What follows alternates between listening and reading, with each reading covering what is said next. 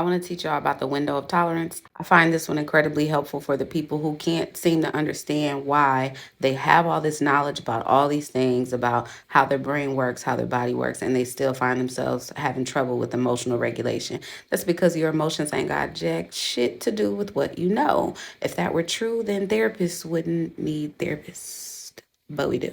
If you go back in my older videos, you hear me reference this a lot, so I thought it would be helpful just to talk about the concept in general. So your window of tolerance is your optimal space of being. The way you can be anxious or be depressed, you can also be in your window of tolerance. That's where you are calm, regulated, grounded, present. It's where you can think your thoughts, feel your feelings, and still stay engaged, still be able to function and manage your daily tasks. Sometimes our nervous system gets aroused and it can work us up. That's where you find hyper arousal. That's where anxiety lives. That's where panic lives. That's where emotional overwhelm lives.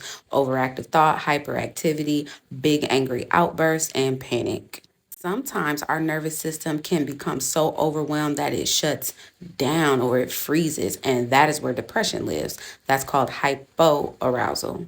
That's where we become numb, exhausted, lethargic. We start having issues with our GI tract. We're completely disconnected, difficulty with concentration, motivation, focus. The good news is there's a couple different things, mind body techniques that are tried and true that will help to bring you down to your window of tolerance if you're worked up or in hyper arousal, or pull you up to your window of tolerance if you are shut down in hypo arousal. The first thing is breath work. Use your breath. When you become aware that your nervous system is doing something funky and is not allowing you to be present in the moment and focused and handle life's ebbs and flows, stop and breathe intentionally. You have no idea until you start doing intentional breath work just how panicked your breathing can become when your nervous system is worked up.